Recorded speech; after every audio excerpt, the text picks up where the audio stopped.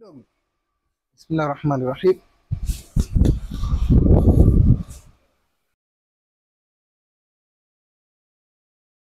Na huku narusha vizuri. Sasa kama kuna nguo yoyote inavuliwa katika njia za utaratibu, inatolewa na unaanza huku chwani kuja zake. Tayari hapa ushaika matayarisho, shamvua nguo. Tushasema step 3. Tunamalizia ya 3.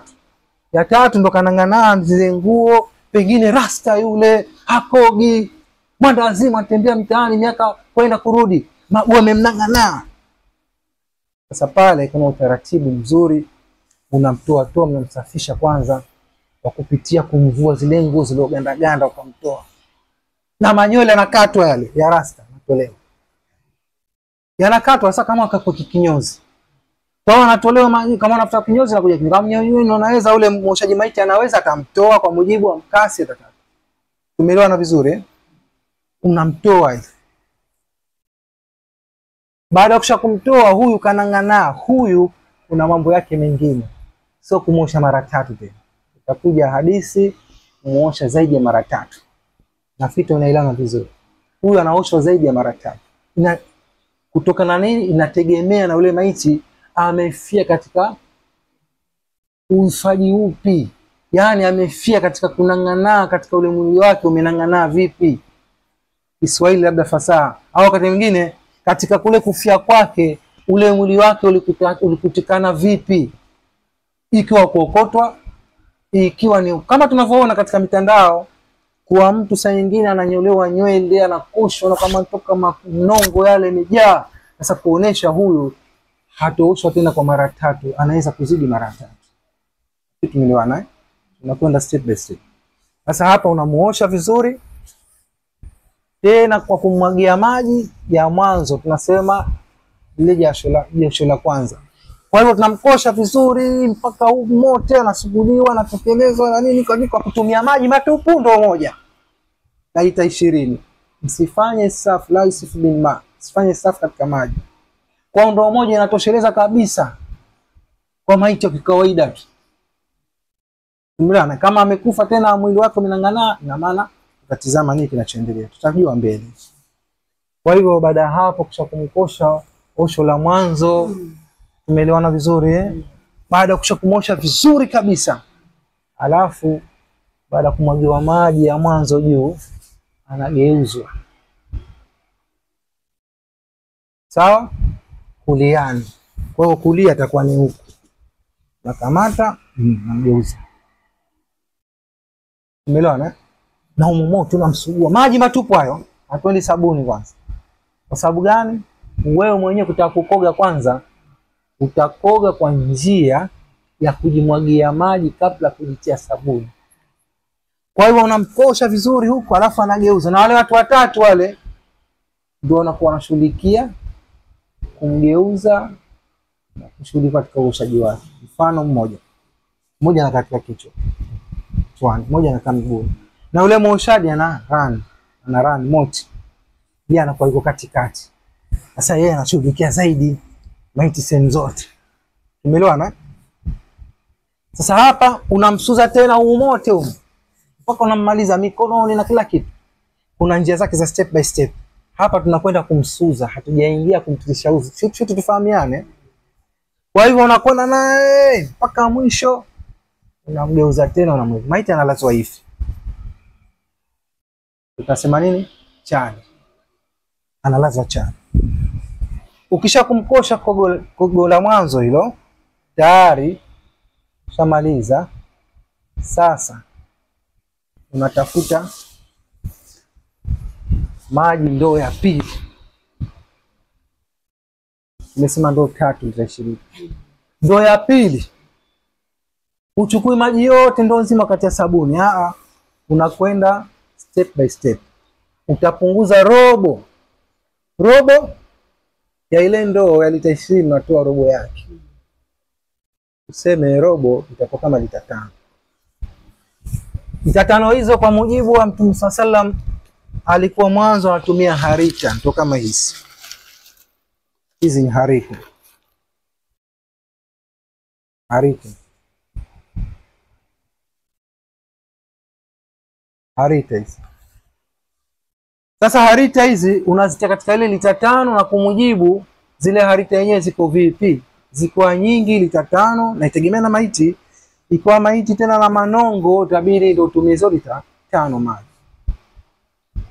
Au kuzidi hapo kidogo. Ile sababu lakini inatosha lita 5. Wastani. Kwa maiti kawaida hata lita 3 2 inatosha. Unachukua sabuni ya asili ni harita. Harita imekaa kama ule mtu wa mkaburi ile. Akishakuzikwa inachukua vijiti vile vinatiwa sehemu ile 4.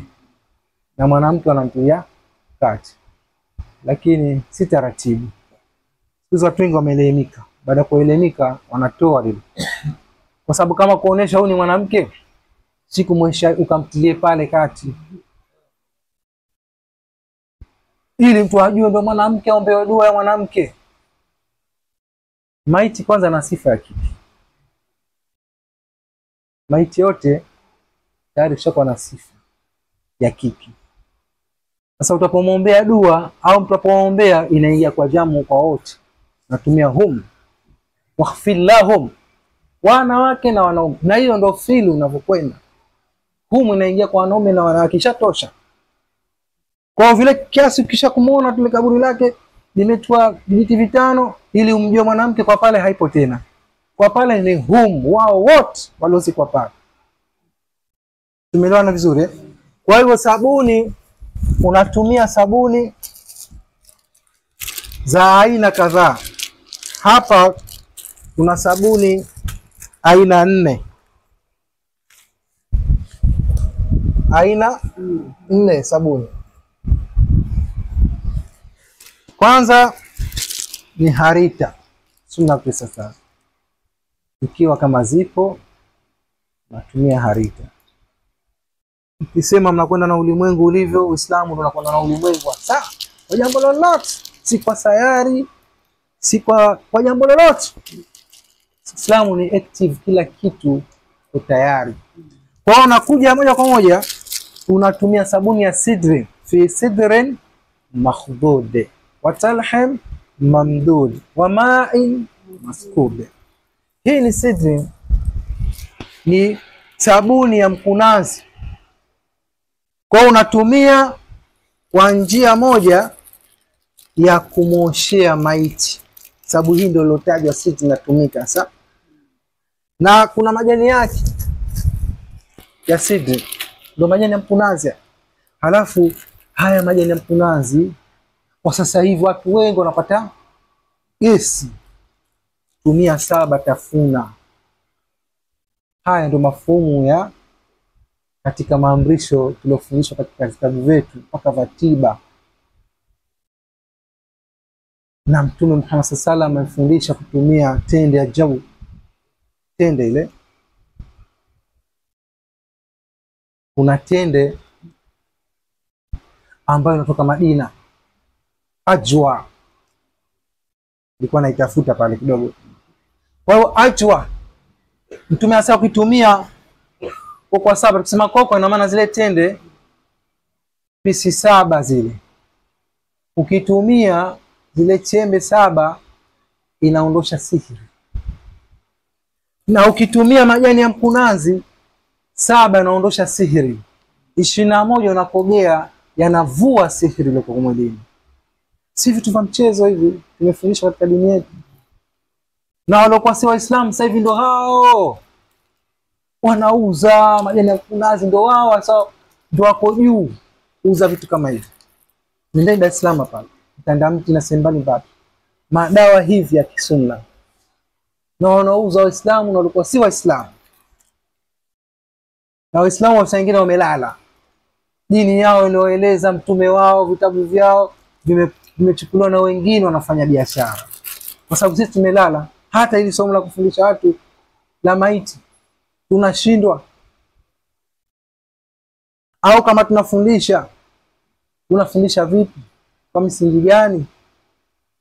Kwa hivyo hii sidri ni pia ni dawa kubwa sana, inaondosha mtu kanapata khalas kutapika, kama anatapika, si katika tiba sasa hivi, lakini moja katika kufundisha hivi vitu vina umuhimu gani kwa maiti na mtu aliyokuwa hai. So maiti tu hapa, kwa sababu tukienda maiti tu maiti ndio, lakini sisi tulikuwa na hai tupate faida, au sivyo? Kwa hivyo haya majani ya sidri ni haya yana faida nyingi sana, hata katika nyumba ukivuruga maji yake ukasomea wasafati aya 10 na lau anzalna ukazisomea ayat kursiyu, suratul falak na dua zake, basi kupitia ndani ya doa alafu karusha, basi pia katika masuala mbalimbali ya kisihiri, mambo ya vitisho ndani ya majumba, kuja wadudu wabaya, basi Allah anafanya sahla wepesi kwa vitu kama hivi, zinawafukuza na dua zile ndo kabisa za kinga zinaondoa. Ukipata hivi vitu vinaoana na dua, kwa hivi vina faida yake na dua ndo kabisa zina faida yake. Kwa hiyo hapa tunaelezea kumosha maiti kwa kutumia sidri, sabuni ya mkunazi, na kutumia romani, kumamanga, kutumia sabuni ya kumamanga. Ikiwa hukupata vitu hivyo, sasa mimi nitaipata vipi? Hazipatikani vitu hivi, tabu. Utatumia patampatai sabuni zetu Diva au Lifebuoy yoyote. Mimi nimeleta hii ili kuonesha simple, hata hii unaweza kutumia, inatosha kabisa. Na kutumia sabuni ngapi? Moja tunatosha. Sasa ikiwa tulikuwa tunatumia harita, sasa vile vile sabuni hii unachukua kisu, inakatwa kidogo, kama ni hivi kidogo, inarowekwa katika maji ile lita 5 mpaka lita 3 mpaka lita 2, nategemea yule maiti yuko vipi na amefia vipi. Hii lazima tulirejeshe.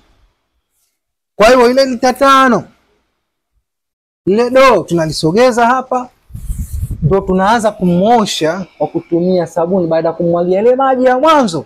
Na wewe kikoga ndio hivyo hivyo, unajimwagia maji kwanza, kwa sababu ile sabuni itaingia vipi wakati mwili mkavu. Wewe unajimwagia maji vizuri, unajimwagia maji vizuri, ndio tayari sasa unaanza kumsugulia zile mapande ya sabuni uliyokata vichenga vile mote, na unamgeuza vile vile. Hapa tunazungumza kisimple ili watu wapate kufahamu haraka. Upande wa kuliani, tukisema kulia ndio hivyo, sababu ile mkono wa kulia uko chini. Tukisema kushoto, na maana ni upande huu ndio kushoto anageuzwa, kwa sababu kwanza umpate mbele vizuri, kisha upande ubavu huu kwa huko nyuma, kisha na mkono wake mote humu unamtia sabuni, kisha upande unapata kushoto, upande huu wote na mkono wake. Hapa tayari ushampata mwili mzima. Tupo.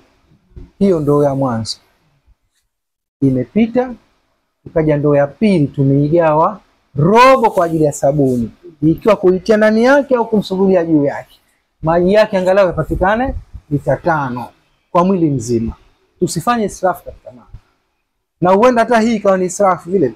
Sababu Mtume alikuwa anatia udhu 100 mudi ile kibaba kama mchikitoa mwezi wa Ramadhani kwa ajili ya mchele ule kibaba, au mkatoa nafaka yoyote katika hizo zinazohusika za kihalali pamoja na za kisheria. Kwa hivyo kibaba, na anakoga mwili wake kwa kutoa janaba pishi. Pishi ndio kama ile mnaotoa baada ya kumalizika Ramadhani na kutoa katika zakati fit. Pishi kama kilo 3 kasoro kidogo hivi au 3 kamili, tuseme mfano huo. Kwa hivyo ndio alikuwa anakogea. Sasa sisi tumeweka zile ndoo 3 lita 60 ni kwa sababu kama kuweka kiwango watu wasivuke mipaka. Kama juzi katika darasa zetu tayari kuna mama anasema nimekwenda katika mazishi, mimi mwenyewe nimeshtuka. Yule mama anasema mimi mwenyewe nimeshtuka, nimekuta pipa kama hivi limewekwa, yale mapipa makubwa, sinajua yale makubwa, na akasema na ndoo nyingine zipo si chini ya 4 zimewekwa, na kata pale ikosekana. Anasema mimi mwenyewe nilishangaa kuona ule maiti anavomwagiwa maji Na kuna wengine sasa wana dasturi, maziko saa 10 kesho. Maiti Allah amemfisha kwa kutumia malaika, wa istawaffatul malaika, na pale mnapofishwa kwa kupitia malaika, anakuja malaika kutoa roho. Malik akija anakutoa roho pale, kaamrishwa na Allah. Saa ngapi? Katolewa mtu roho saa 3 asubuhi. Watu washamejini huku, maiti itazikwa kesho na asiri. Sasa ule maiti atapangiwa bajeti ya maji kukoshwa mara 3. Inna lillahi wa inna ilaihi rajiun. Tunaweka mambo, tunaharibu mambo. Tunafanya mambo pasipo kujielewa tunachokifanya kitu gani. Maiti akifa azikwa. Sasa sisi hatuna, na hii ni topic yake nyingine, lakini naigusia tu kwa sababu imeingia ndipo. Kwa ile maiti anawekwa kuoshwa, wanasema wenyewe osho la mwanzo. Pale alipokufa pale, njoni jamani tumoshe maiti, anakoshwa. Akimaliza pale panakaa kwa madakika tena hem, tukamwangalia, anatumwa yule moshaji maiti, anakuja kumwangalia hapa sehemu zake hizi za katikati. Alafu naangaliwa na huku tena katema mate, yametoka makoho yale, kumetoka hivi na vitu vyote vinatoka hivi. Hivi vyote vinatoka. Sehemu zake anaangaliwa katoka nini? Utakuja au taratibu. Kwa hivyo hapa kwanza kutaposti maji mengi. Ukosha sijui ukosho la kwanza, litakuja la pili, alafu la mwisho. La mwisho wakati gani? Tayari wanataka kumtayarisha kwenda kuziko, basi pale anakoshwa tena. Na kumetokezea kesi nyingi sana. Kwanza kuna kesi imetokezea, kuna mama yeye mwoshaji maiti wa pale mjini, jina la Stiri. Anasema stazi, mimi nimemkosha maiti, lakini mpaka sasa ninawaka katika moyo wangu, ninawaka na wasiwasi. Kitu gani? Ile maiti kwa sababu anilazwa, nimemkosha mimi vizuri. Sasa ile karibu ya kutolewa, watu washanjalia pale, ndo anatolewa huku, watu haya mleteni. Nimekuja kumcheki, nishaharibu. Kwa hivyo tulimtoa vile vile akaenda kuzikwa. Sasa ninawaka kweli kweli. Kaambia haya yote yanatokezea kwa sababu watufuata taratibu alifundisha Mtume sallallahu. Ingelikuwa maiti pale pale kakoshwa kila kitu tayari, alafu mnamuondoa, yasingetokezea haya. Haya, mchampeleka maiti. Huyo maiti anatakiwa atuharishwe. Kwanza anatakiwa atilishwe udhu. Sasa hapa hakuna udhu tena. Tena ulibakia wakati ushalifanya kosa, tubia kwa Mola wako, siku ya pili rekebisha zaidi. Allahu ya'lam, hayo nazungumza. Lakini kwa hapo tena mshafanya jitihada kubwa, na nyingine mnaenda kuzika kiwiliwili. Roho ishachukuliwa, na hiyo roho ina mambo yake, inafanywa mambo yake, inatengenezwa. Ile roho inatengenezwa vizuri na inasafirishwa juu, hali ya kuwa malaika ndo wanaitengeneza kama tunavyotengeneza sisi, na malaika wanatengeneza. Hii ni mada nyingine, sasa kuigusia sasa hivi hapa. Kwa ufupi, baada ya kushakumkosha ili kogo la mwanzo au josho la mwanzo lile, yale maji ya sabuni yanakuwa ni lita kama tulivyosema, zinatosheleza hizo. Itabakia kasrobo, ndio hiyo ya pili. Hasa ndio ya pili ya kasrobo, ushampiga masabuni mwili mzima, ile sasa ndio unamsuzia mote kasrobo ndo. Na kama kuzidi kidogo si tatizo, hadithi zipo. Hadithi zipo na tutazizungumza kwa wakati wake. Kwa tayari tumepata ndoo mbili zimetumika kwa maiti huyu wetu mmoja. Ipo vizuri, tunakwenda vizuri mpaka hapo. Kwa ndoo mbili. Haya, sasa hiyo ya tatu Hiyo ndoo ya tatu kuna mambo ndani yake. Kwanza tunapunguza maji robo, tunatia vitu maalum kama mrehani, karafuu maiti, dia hii kafura maiti. Hii karafuu maiti ilikuwa zamani tunanunua pesa ndogo sana, shilingi 50 100. Sasa hivi hichi kipisi kimoja, hizi ziko viwili, shilingi 2000 mpaka 3000, na wakati mwingine zinaadimika mpaka 5000 hichi kimoja hichi.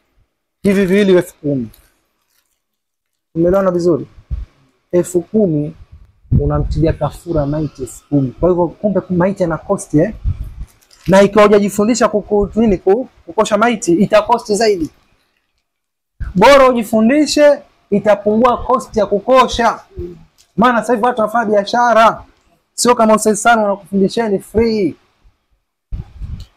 Kuna watu wanafundisha kwa pesa, anajua hii ni uchumi maalumu, na kuna watu special wa kushaji maiti tu wanapokea pesa.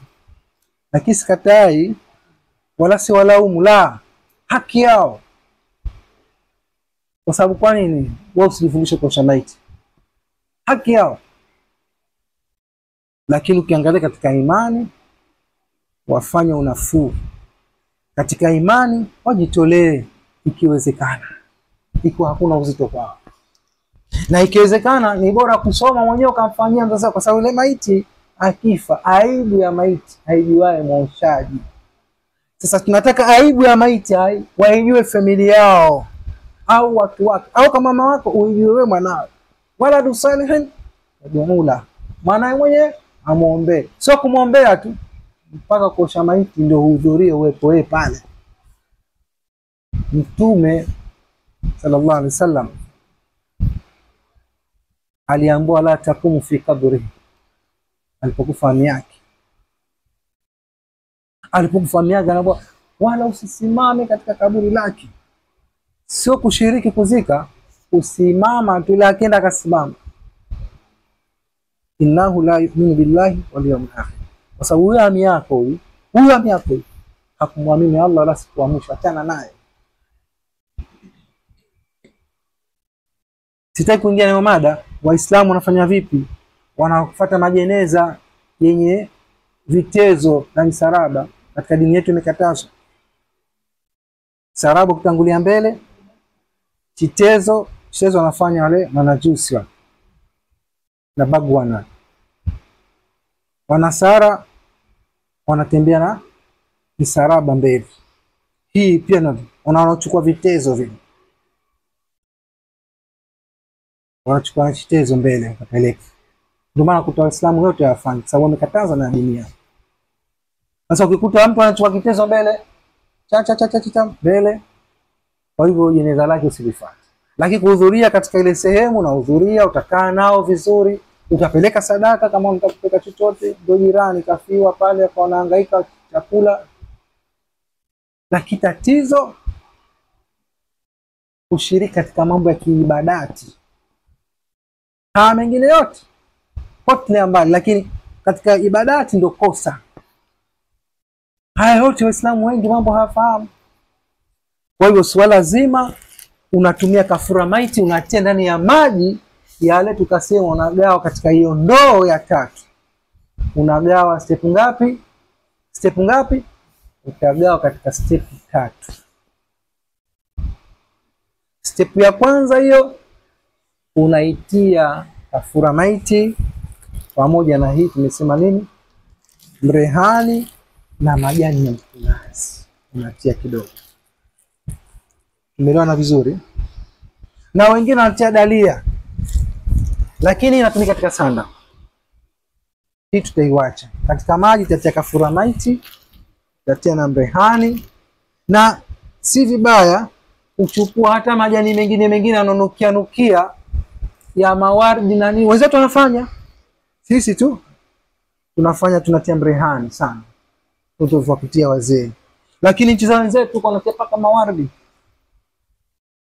Hakuna ubaya, kitu kinanukia na unamsafirisha mtu ambaye unamtia manukato ya mwisho na vitu vinavyo halali. Ukichukua mafuta ya nguruwe ukitia hapo takata. Wacha kula kama hichi hatutaki atoe mafuta. Manukato ya nini wakati wa mafuta ya nguruwe. Lakini manukato yote tunakubaliana nayo. Kwa hivyo hapa haya maji haya yanawekwa pembeni. Tumeelewana? Alafu kuna robo nyingine unaweka pembeni. Halafu ya nusu alobakia unamsuzia tena kwa mara ya 3. Ukisha kumsuza ushamaliza kila kitu tayari, ina maana kumebakia robo mbili, imebakia nusu ndoo. Na nusu kigawa mara mbili na kwa robo. Sasa hiyo robo ni special kumtilisha udhu maiti. Kama unavyotia wewe katika kitabu sasa.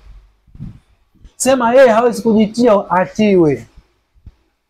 Na robo iliyobakia ndio ya manukato ya kina karafuu maiti na mrehani, unamwagia juu tena mwisho, bye bye, mwisho namaliza.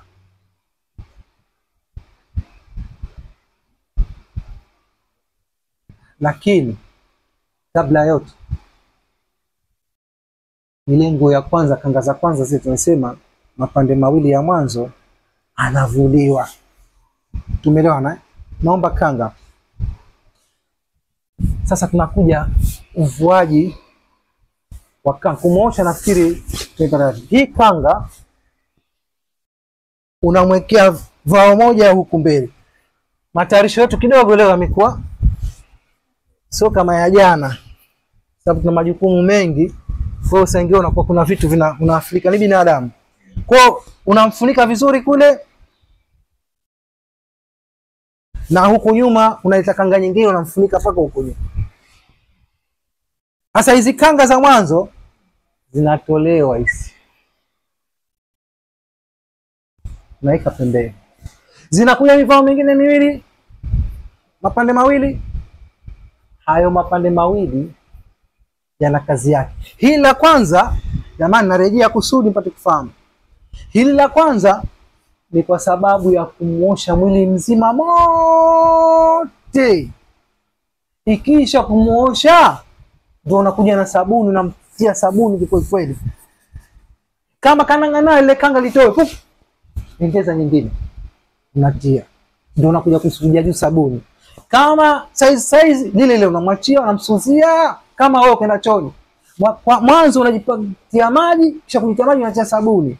Ikisha unajisuza tena. Ndio ile mifano hapa, mfano huu. Kwa hivyo hii ni kanga ngapi? Tunasema pea 2 kwa mapande 4, kwa sababu ya kwanza ni kumsuzia na la pili ni kwa sababu ya kumtia sabuni na kumsuza unalitoa. Sasa inakuja ngapi? Sasa hii ya 3 ndio unamtia hayo manukato. Unamwagia pale karafuu maiti na nini, unamwagia juu ya kanga jamani. Sio unamtia tupu. Unamwagia alafu tena hapo ndio kuna mambo yanafanyika. Haya anazikwa saa ngapi huyu? Huyu baada ya dhuhuri. Amefishwa saa ngapi? Saa 1 asubuhi. Kwa hiyo ile maji unomtia pale ya manukato kama tulivyosema watamuacha. Si taratibu lakini tabii tuende naye. Si taratibu. Natakosha kuosha toka kazini. Lakini tena nasubiriwa huyu kutoka Dubai, kutoka wapi, Sumbawanga na kutokea wapi tabii tena maiti adhuhuri wana. Wanaacha watu wanaondoka kwa kumuosha kwa hatua za mwanzo. Tumeelewana vizuri eh? Sasa katika uoshaji tumetumia sabuni tayari, tumetumia karafuu maiti tayari, tumetumia majani ya mkunazi tayari. Tupo vizuri eh? Tumetumia harita tayari. Sasa kitu gani kinachoendelea? Kinachoendelea ni kuna mambo mengi. Huyo maiti kakacha ile mikono kanini? Kaikacha ile mikono au kanangana. Bora tumemuosha huyu mpaka sasa hivi mikono kaifumba hivi kama fumbafu simeita anang'ana hivi. Umeelewana? Huyu kakosa huyu radhi ya mama yake na baba yake, ndio maana mikono iko juu. Watu tuna mitaani huko wewe, hiyo kwanza mnaanza kutoa nini? Aibu ya maiti. Mbaya sana, na kuna mifumo yake yote imeelezewa vitu kama. Sababu leo hatuko lecture ya kutoa mawaidha katika vitendo, tukikaa juu ya meza tutatoa hizo hadithi. Tumeelewana vizuri eh? Kwa hivyo kakosa radhi yule mpaka aitwe babake aje pale amwangukie, astaghfirullah thumma natubu ilayk. Kama hakuja hukunjuki yule, kwa sasa hapo watu wanaanza kumtafuta babu yake, analetwa na mkongojo pale. Mimi mwambie mwanangu asikii, huyu alikuwa asikii, hataki si wazee wake, lakini haya basi tena chamsame hivi na hivi. Haikunjuki katu mikono, haikunjuki kwa ajili hiyo. Pale anapokuwa anatolewa mauti pale, amarati mauti, anapotolewa mtu roho pale, ndio inakuwa inavutwa katika nini? Walaula idha balatum urqum. Wacha Allah anasema itakuwaje siku, walaula idha bala'at urqum, na sehemu ya mwisho, itakuwaje siku kutolewa roho, walakin la yubsirun, na nyinyi mko karibu pale mmemzungukia yule mgonjwa, yule maiti, yani pale atakufishwa mgonjwa yuko hali mbaya katika sakarat maut. Kuna mambo, wa nahnu akrabu ilaikum, sisi malaika tuko karibu juu yake huyu maiti, walakin la tubsirun, lakini hamuoni. Kwa pale wanakuja nampiga, dhiribuhu ujiwahum wa adbarahum, wanampiga kwenye nyuso, wanapiga kwenye nyuso zao, wa adbarahum, na migongoni mwao. Ndio utakuta mtu hospitali mnazi mmoja anaanza kupara, anakamata kuta, kamata kitanda hali hivi, anatikisa kile kitanda, anafanya hivi, wengine mpaka kuta ile wanakuja, mtu anakamata hivi, kumbe pale anapigwa mgongoni, nyamuone, na anapigwa usoni, mara kutakageuka tena hivi, kugeuka hawezi kusema, malaika ndio yuko anampiga pale, hawezi kusema. Za kwa ajili hiyo anapotolewa roho, anatolewa kwa adhabu.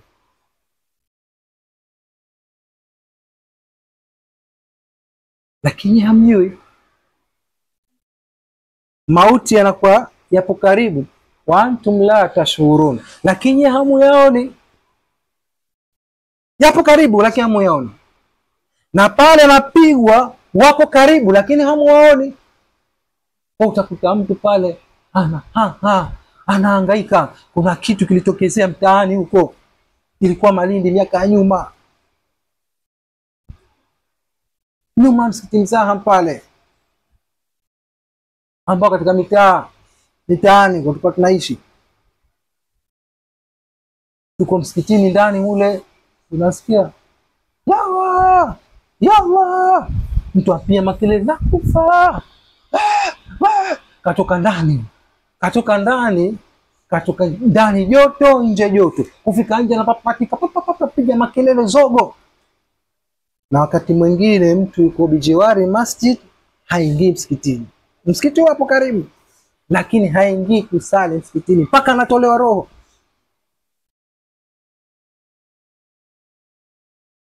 Mpaka ule mtu akuja kutolewa roho, inakuwa adhabu juu ya adhabu. Yani utajua hasa hapa kumepita hukumu ya Mwenyezi Mungu, lakini ndio huwezi kusema kitu. Utasema Allahu ya'lam, inna lillahi wa inna ilaihi. Basi baada ya muda tunamuona mzee pale, mzee wetu wa mtaani tayari anamalizika, lakini kumalizika kwake kwa zahma. Hivi ndio watu wanatolewa roho baadhi yao. Allah wasame wale tangulia mbele ya haki na waondoshe adhabu za kaburi. Hivi ndio inavyokuwa. Kuna watu wanatolewa roho hali ya kuwa unamuona saa mpaka macho yamekodoka yote. sababu anapokufa kweli mtu macho yanatofoka pale, ndio maana atakuwa mfunge. Hii ni hatari, na mambo haya kama tujakaa tukayatafakari, na kama unataka mawaidha, almauti yashfi, yanakutosha. Haya mawaidha yote unasikia hayo, basi mawaidha haya ni makubwa zaidi. Sasa ikiwa kanangana mikono kila kitu, iko kitu kinaitwa milhu wa zaafarani, chumvi za Arabuni zile na zaafarani, chumvi inakuwa kubwa, chumvi na zaafarani mchanganyiko kama zile chumvi zetu za madonge, lakini hizi kubwa zaidi, na hako makubwa kuliko haya. Hii kwa sababu kikopo kidogo tukazitia, lakini kwa makubwa. Kwa hiyo hii inasagwa, inachanganyishwa na zaafarani, na hapa ndio tushachanganyisha na zaafarani, unampaka, inarudi bila radhi ya baba. Tumeelewana vizuri eh? Bila radhi ya baba kuja kumwangukia mwanao. Yule kishakufa, hana masuliano tena. Mema aliyofanya kishafanya, na yale mabaya aliyofanya kumuombea dua. Sasa tukisema tena hapo radhi na kadhalika hivi, kamkosa mtu mpaka aje kutoka msamaha, maiti kishakufa pale, hana masuliano tena na masuala mengine ya kidunia, yeye anaitazama akhera. Hii ndo faida yake. Na isitoshe kuna hii kafura maiti, hii ya mafuta karafu maiti, hii ambayo tunaitoa hapa, hii hapa ni ya mafuta. Hizi tulizitoa hapa, hii ya mafuta.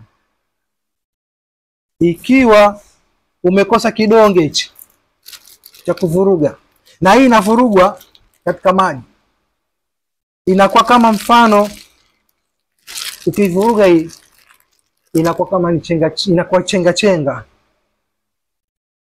kama chenga za sukari zile au chumvi ya unga, alafu ndio unaimimina katika ile maji tuliyosema robo. Ikiwa imekosekana hii, kinachotakiwa ni harufu. Harufu ndio inayotakiwa, ndio maana ikaitwa kafura maiti. Kuna kisa kimetokezea, hii hailiwi. Hii inaweza kupoteza maisha. Ilitokezea kisa kukosekana ile nukta tu katika herufi za Kiarabu. Basi mtu akiondoa ile, basi anaweza kaipata ile kafuru maiti, akatiliwa na dawa akala, basi akapoteza maisha. Kwa hivyo ile kafura maita ile inatumika kidogo sana kwenye siri, lakini si halabu kutumika katika kula. Na katika mwili vile vile kutia, kwa sababu inachakaa, inasababisha ile mwili kama umechakaa na nini, unakuwa unaamka. Sasa kutokana hali kama hii, kutumia kwa mambo vidonda na nini inakubalika, inaondosha bakteria. Sasa pale unapomosha maiti, ukimaliza ummiminie ile, ina maana kuna mabakteria wale wanakuputika, wanaondoka, kwa sababu maiti damu yake inakuwa pale, haisupply katika mwili, katika mishipa ya damu, haipiti katika yajri, katika damu, katika mishipa ile ya damu. Kwa pale inakuwa tayari mishipa ime lose au ndio ishakufa tena kama alivyokufa mwenyewe.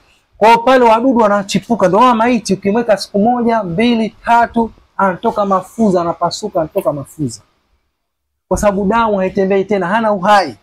Sasa hii inasaidia kuvunja ile bakteria katika ule waushaji, na ni manukato mazuri. Kwa hiyo ikikosekana ile ya kusaga au ya kuvuruga, unatumia hii kwa kumpaka, unampaka mwilini mote.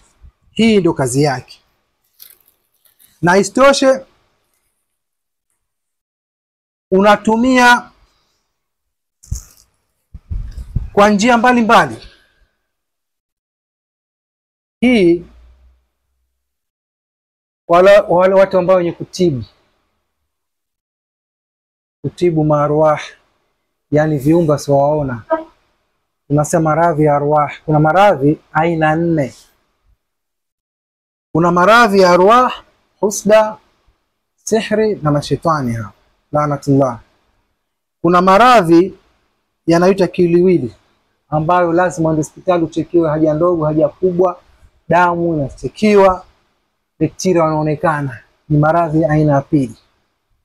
Kuna maradhi aina tatu ya kalbi. Haya ni lazima upate mawaidha kama hivi, au mawaidha mbalimbali, mlango wa subra, mlango wa ikhlasi, mlango wa toba na kadhalika. Kwa hivyo hayo ni maradhi yanatibika kwa mawaidha, na yanapatikana katika njia za kutoa watu mawaidha mbalimbali, misikitini, madarsa na sehemu zote ziko wazi. Alafu kuna maradhi ya aina ya nne. Maradhi aina ya nne ni maradhi ambao ya farji, maradhi ya farji, ya utupu. Allah anasema inkihu mataba minan nisa mathna wa thulatha ruba. Yale ni maradhi makubwa, ni ugonjwa mkubwa sana ule. Utakuta mtu anajiua, utakuta mtu apoteza mali zake zote, haoni, asikia, anapata paka wazimu, mapresha, sukari, kwa sababu amempenda mwanamke. Na kumpenda yenyewe hampendei kwa lolote, atampendea kwa sababu ya ile farji yake, katika ile maumbile aliyoumbiwa yule mwanamke. Kwa hivyo maradhi yale hawezi mtu kupoa mpaka aungane na mwenziwe, ndio inakuwa ndo tiba yake. Haya maradhi si watu wengi wenye kuyajua, na wengine ndio kwanza leo wanasikia. Kwa kuna maradhi aina nne, sio mbili. Watu wengi wanaona kuna maradhi ya kiroho na ya kiwiliwili, yani ya kutibiwa katika kutumia njia ya Qur'ani na kutibiwa hospitali, na kuna maradhi ya kutibiwa ndani ya madrasa na misikiti fisabilillahi na kadhalika. Ni maradhi ya kupata mtu maradhi ya kalbi, hawezi moyo wake kutulia. Kama mfano mtu analewa au mzinifu mkubwa, kila leo anazidi, yule hasikii la hapa wala la pale, isipokuwa yule mtu atolewe mawaidha mpaka akubali, apeleke kwa Allah, awache mwenyewe kuzini, awache mwenyewe kulewa, awache mwenyewe kusengenya. Kwa haya ni maradhi aina nne. Sasa kutokana maradhi ya kiroho, kutumia karafuu maiti. Mimi binafsi nasomea watu tena kipindi kirefu kwa hapa Afrika Mashariki, katika watu wa mwanzo na mimi mmoja, na si kama najisifu, nazungumza hawali ilivyo. Kwa katika kutibu kwangu, wale wadudu walikuwa wananitahadharisha, wewe unasomea watu hivi na hivi. Kwa sisi tunakuvizia usiku na mchana, tunakuvizia usiku na mchana. Kwa hivyo bado hatuja kupata, na sijua sana tumia nini. Nisikilizeni uzuri hapo Kaambia mimi natumia amantu billahi wahda wa kafartu biljibti wat-taghut wastamsaktu bilurwati al-wuthqa la infisama laha wallahu samiun alim. Hii ndio kamba naoitumia mimi, ni nguzo naoitumia mimi kwa kumtegemea Allah. Wakapiga makelele pale, usitusomee dua hiyo. Nikama na nyingine nitakusomea bismillah msana ladhi laysa min shay'in tanabisati lailati la turam wala tubam wa sultanillahi alladhi nahtaju bi asma'il husna kullu a'idhina min al-abalisati min sharri shayatin insi wal jinni wa lanatullah. Walianguka chini, si watu 15 30 chini. Hii si kama nazungumza kijoki, nazungumza ndani ya mwezi mtukufu wa Ramadhani, na hata katika mwezi wa kula mchana nazungumza hivi hivi, ili kuonesha watu kinga ni kitu gani, au kuwafahamisha kusikia. Kwa hivyo hilo la pili. La kwanza, ngome ya kutumia dua ambayo ni kubwa sana, ambayo dua hili ufqa, katika watu waliopita walioitumia anaitwa ufqa, katika wakubwa waliokuwepo enzi hizo. Na istoshe, jambo la pili nikawaambia liko jambo kubwa zaidi kuliko na hili. Jambo gani? Kuelekezwa mtu kibla. Kaambia katika kuzikwa. Sitoka katika mada, mimi niko pale pale, lakini naendelea katika kufahamisha katika njia hizi. Nilipoambia tunaelekezwa kibla, wakapiga kelele tena kwa mara ya pili.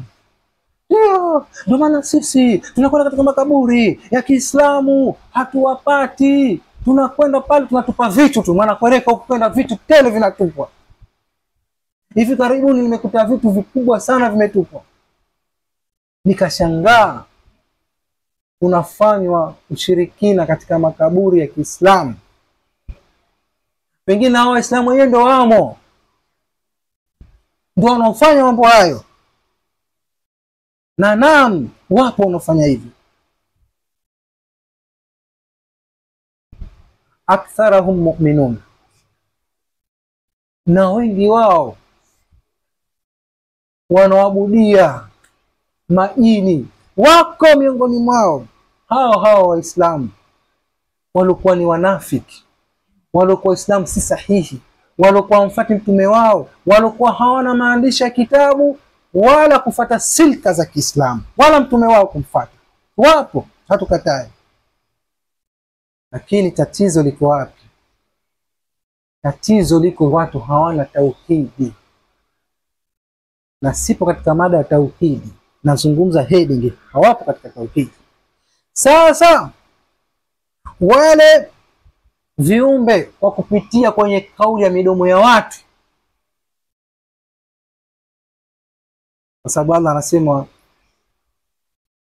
wa anna minal muslimuna wa anna minal qasitun, wapo miongoni mwa Waislamu, wama khalaqtul jinna wal insa illa liya'budun, wanafanya ibada zao huko. Hatukuomba sema jina watu isipokuwa waje kufanya ibada. Kwa wapo wanafanya ibada zao, na wako kasituna, wenye kukengeuka wakapitia katika vinywa vya watu. Pengine mtu hakijui Kiswahili, anaongea Kiswahili, Mwarabu kesho hajui Kiswahili, na pengine huyo Mswahili hajui Kiarabu, atakiongea Kiarabu tena fuska na wewe. Kwa kuonesha unapita katika lisani ibn Adam, katika ulimi wa binadamu. Vipi? Allahu ya'lam. Mtume anasema inna shaytana yajri majri dam, anapita katika mshipa wa damu. Wa inni an yukdhafa fi qulubihim shay'a, na mimi naogopa, mtume anasema, asija katia vitu katika nyoyo zao. Hii katika tafsiri ya Al-Khannasi, viko vitabu special vya tafsiri mpaka vipi mashetani wanapita katika mishipa ya damu. Kwa ufupi, jambo la tatu ambalo ndo la mada hii, sikilizeni ndio mtapata ufumbuzi wote. Kwa nini kazungumza kule alafu akaleta huku? Pointi ni hii, yote hayo ni hii. La tatu, baada amekuambia si urahisi sisi Waislamu kutupata, kwa sababu ilipokuwa nazungumza kibinadamu kwa binadamu, kwa sababu waloletwa si mashetani, binadamu, lakini wamepata nini? Masu shetani. Na hiyo yapo, haya mambo yapo. Sasa pata ile masu shetani, wakawa kwenye vichwa vyao wanaongea. Walipokuwa naongea ndio ulipokuwa mimi na wahoji kwa mambo mengi.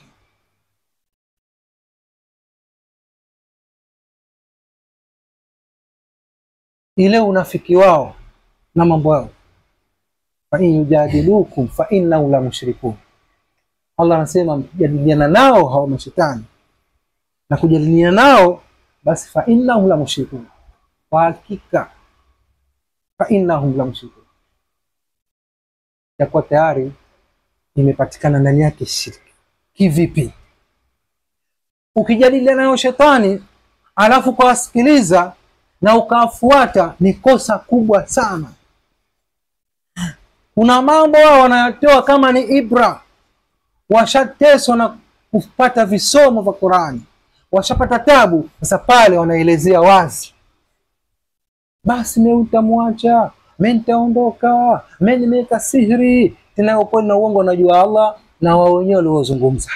Lakini wewe unatakiwa uwe makini, ni kama tabibu unatakiwa uwe makini, sio unachukua.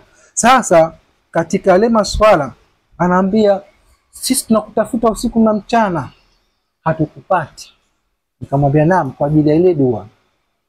Ya pili, tutakusubiri paka wewe ufe. Yuna atakufa mwanzo. Kwa sababu innaka mait wa innahu lamaitun. Hakika wewe Muhammad utakufa na kisha kufa na wao wote majina watu watakufa.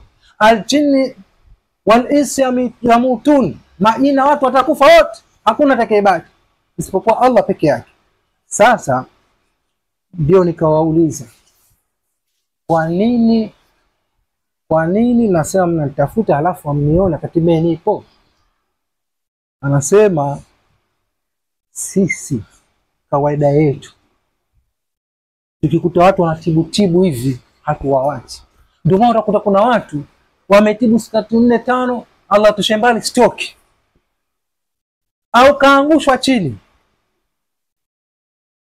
au mtu kama yule anapigwa upofu aoni na kadhalika. Sasa mimi wakanambia tunakusubiri ufe. Ukishakufa tunakuja kwenye kaburi lako, tunafukua ile mifupa yako tuichukue, tunaifanyia ungandere. Nikamwambia hilo katu haliwezekani, katu. Nikawatajia sisi Waislamu tukifa tunaelekezwa kibla. Mtume anasema wale wenye kuelekezwa kibla, yani kufa halafu kaelekezwa kibla, ni tayari shetani hawezi kukufua. Takbir. Na la pili, kuambia vile wakapiga makelele sana. Na la tatu nikawaambia tukifa tunatiwa karafuu mait. Tunatiwa nini? Karafuu mait. Kwa hiyo tukitoa karafuu mait hii hawaipendi wala hawapendi kuisikia. Ndio maana hapa walikuwa waje watu wengi. Tumeona wakaanza kukimbia mmoja mmoja. Kwa sababu gani wanakimbia mmoja mmoja? Wakisikia karafuu maiti mtu apatane nayo. Mfano mithlu ule aloondoka, mimi nimepata dharura naondoka. Wakati mwingine si dharura hizi zinawapanic. Sasa sisi tunatiwa mpaka karafuu maiti. Uislamu ulivyokuwa mzuri ni kwa sababu sisi tunapata kinga sehemu zote, tunalindwa. Maiti yoyote kisha kutiwa karafuu maiti, shetani mwili ule hautaki hata kuuona. Sasa ule ungandera unaouzwa ule madukani sehemu mbalimbali, unga yani mifupa maiti ndio inaitwa ungandere. Kwa kauli za madudu wenyewe wasa ungandere. Kwa hivyo mifupa ile usago ya maiti ndio ungandere. Huo ungandere unauzwa wa mtoto mdogo ni call 300,000 kidogo. Nashangaa. Unajua elimu kubwa. Wa mtu kijana 200,000. Wa mtu mzima uliochakaa unatakiwa kwa 100,000. Wanauza maduka ya madawa. Sio mambo wanane wauze ngandera. Ushirikina tuliokuwa kwa nchi hii na nchi za wenzetu ndio wanayajua. Wewe kauze ngandera, alafu ngandera unafanya nini? Anatupiwa mtu singizini, analishwa kwenye kinywa chake. Ndio ile mtu akasema ayyuku dhafa fi qulubi, naogopa sijakalishwa vitu katika nyoyo zao wakatiwa. Ndio hii. Na mtu akilishwa ule asubuhi anavimba tumbo hilo kama ana mimba miezi 9 au 7 8. Inna lillahi. Kwa hiyo hii ndio habari. Haya mafuta umefanya makosa kukaa hapa. Umeshafanya makosa. Umeshafanya makosa, ondoka. Inabidi aikate samani. Umeshakuwa umekosa. Tumezungumza mwanzo hapo mshaharibu. Ikate kabisa. Umeharibu mama. Ulikuwa usije ukaa hapa kwa sababu watu